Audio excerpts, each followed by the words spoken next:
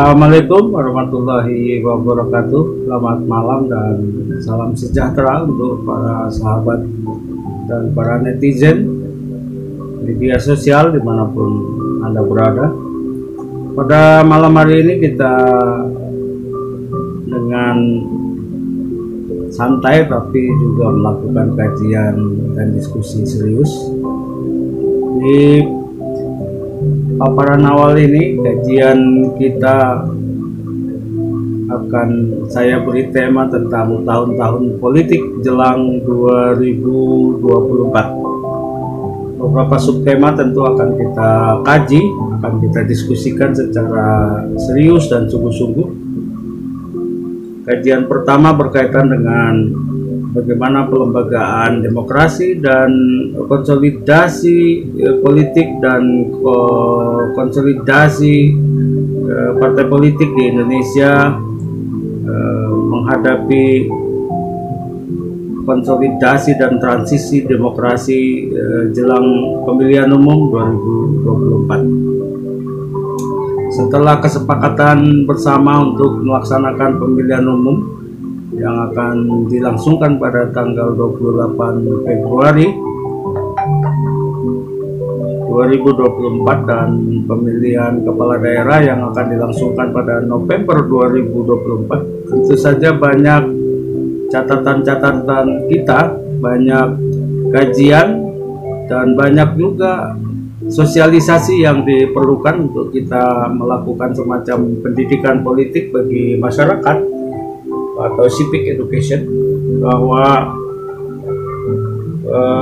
kita tahu bahwa peraturan perundang-undangan kita dari pemilu ke pemilu sepanjang reformasi sejak 1998 berkali-kali melakukan semacam perubahan, penyempurnaan dari pemilu ke pemilu, dan kita berharap bahwa konsolidasi demokrasi atau transisi demokrasi ini di 2024 ini akan mendekati kesempurnaan atau kemapanan, bahwa demokrasi di Indonesia akan semakin matang, akan semakin maju dan modern.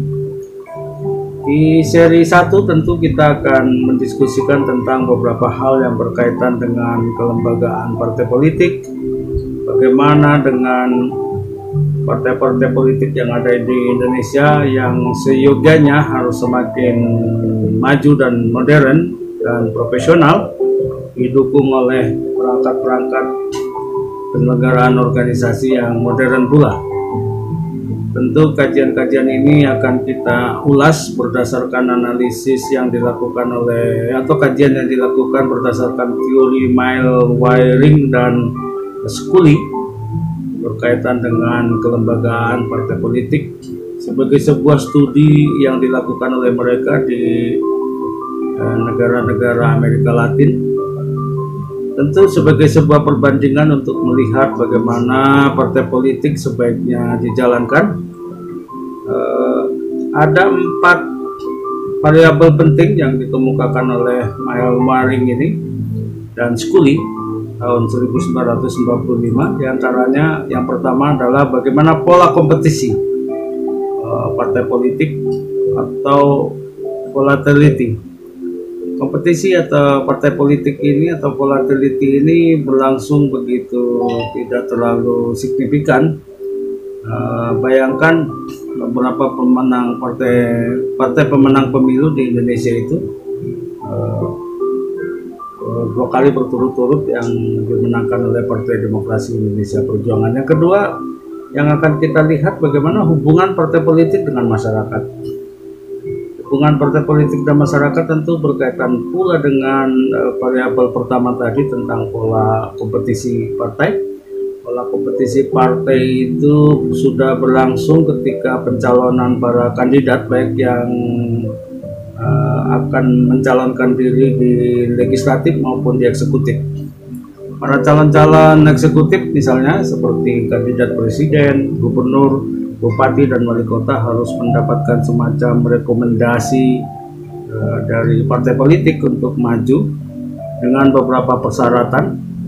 Selain itu juga partai politik juga dipersyaratkan untuk memiliki semacam presidensial thresholdnya nanti ketika akan mencalonkan calon presidennya. Selain itu juga partai-partai politik juga berkompetisi secara dengan partai politik lain untuk memperebutkan parliamentary threshold. Hanya partai-partai yang melewati ambang batas tertentu yang boleh memiliki wakil di legislatif pusat atau di DPR RI. Dan untuk kandidat-kandidat presiden, wakil presiden tentu juga memerlukan persyaratan presidensial threshold. Kemudian kepada kandidat-kandidat gubernur, bupati, wali kota juga dipersyaratkan untuk harus mendapat dukungan dari partai politik yang memiliki jumlah-jumlah kursi tertentu di DPRD provinsi, kabupaten, atau kota.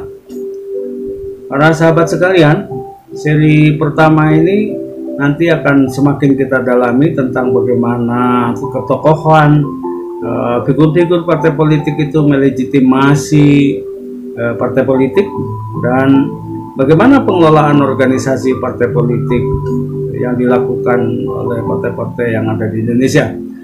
Munculnya partai-partai politik baru yang mengusung visi dan misi baru, tentu kita akan mengkaji benarkah partai politik benar-benar akan memperjuangkan kepentingan masyarakat miskin, kepentingan masyarakat lapis bawah atau grassroots.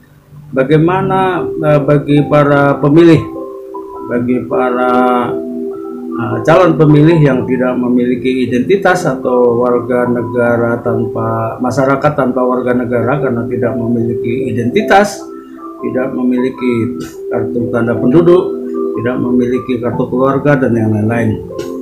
Banyak sekali masyarakat kita tidak ikut serta dalam partisipasinya secara politik dengan mengikuti pemilihan umum karena memang tidak memiliki identitas atau masyarakat tanpa warga negara tadi yang saya sebutkan, tetapi juga golput atau golongan putih yang secara nyata-nyata mereka apatis atau tidak berkeinginan untuk menyalurkan hak pilihnya karena merasa tidak terwakili atau tidak memberikan kepercayaan kepada partai-partai politik karena dianggap kurang representatif dan kurang memperjuangkan nasib, harkat martabat, dan memperjuangkan hak-hak kemanusiaan mereka atau hak-hak konstitusional mereka.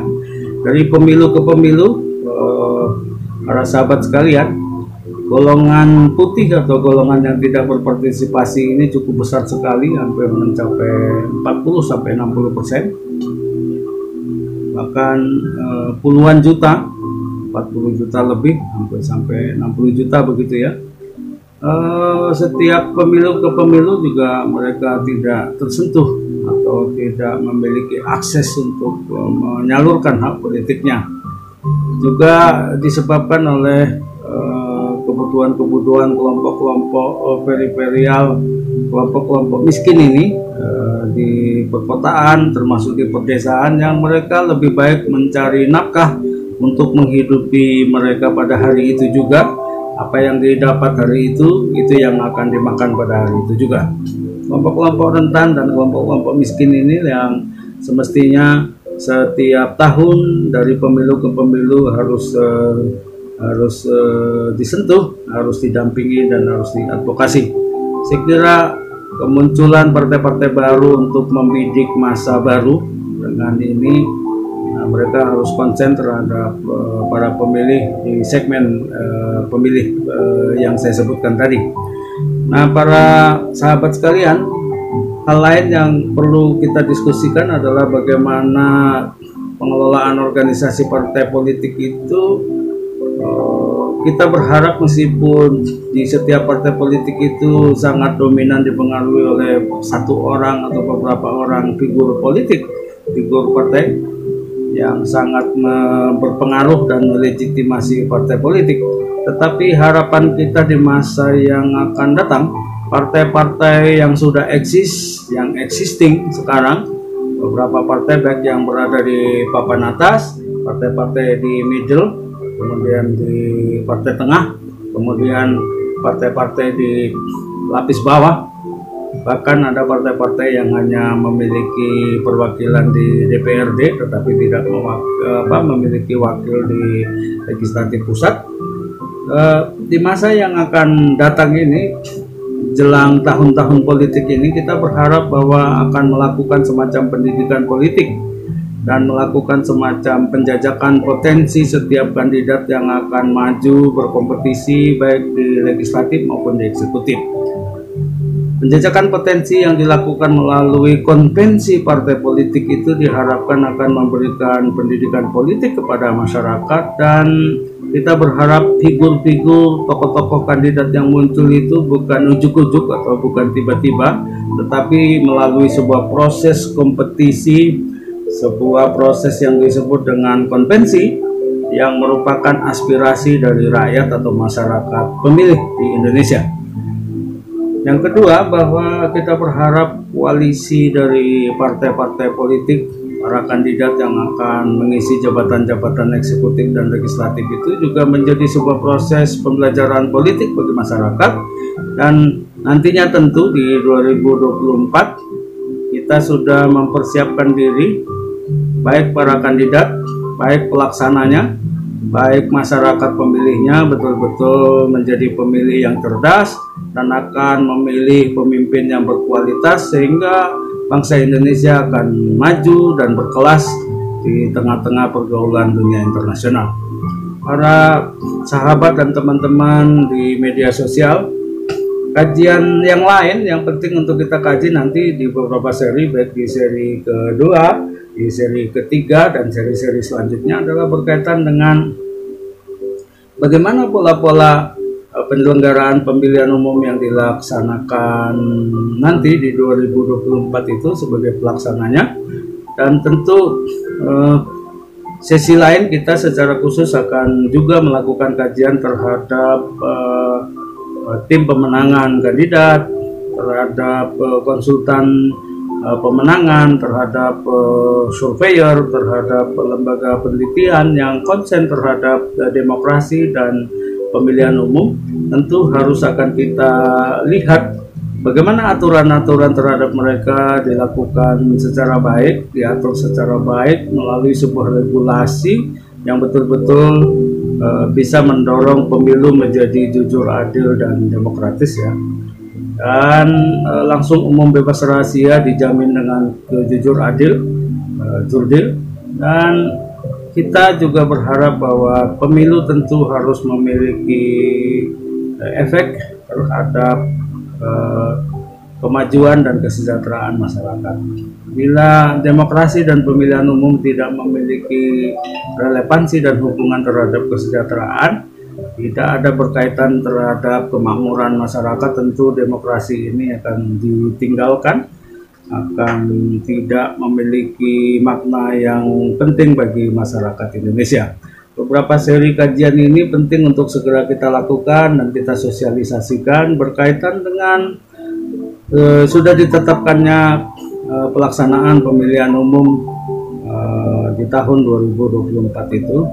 Dan tahapan-tahapan itu kita memiliki rentang waktu yang cukup panjang, lumayan cukup, selama 2,5 tahun untuk melakukan sosialisasi, untuk melihat potensi-potensi, melihat konvensi, melihat kompetisinya nanti di 2024 itu akan menjadi sebuah pemilihan umum dan demokrasi yang semakin bermartabat. Kita bertemu di seri pertama nantinya yang akan kita jadwalkan di seri kedua dan seri-seri selanjutnya. Para sahabat pemirsa dan para sahabat di dunia di media sosial, di dunia maya, baik di Facebook, di YouTube, di Instagram, dan yang lain-lain, kita akan sharing bersama-sama, dan bila memungkinkan kita menghadirkan beberapa narasumber penting yang kompeten dan para praktisi di bidang kepemiluan, para pengambil kebijakan di legislatif maupun eksekutif, untuk kita bincang bersama untuk kita diskusikan beberapa materi berkaitan dengan pemilu dan pelaksanaan pemilihan kepala daerah yang dilakukan nanti serentak pada tahun 2024. Tentu saya akan meminta tanggapan, akan meminta semacam feedback dari para sahabat dan teman-teman sekalian. Kira-kira tema yang penting apa yang harus kita kaji dan harus kita diskusikan secara detail dan mungkin akan kita sosialisasikan secara bersama-sama, baik melalui media konvensional maupun melalui media sosial. Terima kasih para sahabat dan teman-teman sekalian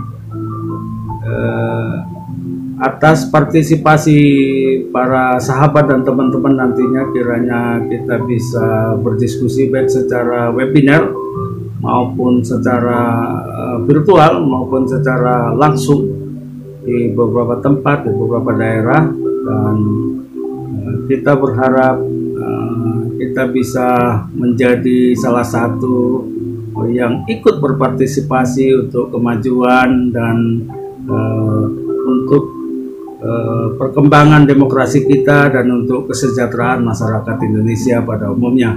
Terima kasih. Selamat malam. Billahi taufiq wal hidayah. Wassalamualaikum warahmatullahi wabarakatuh.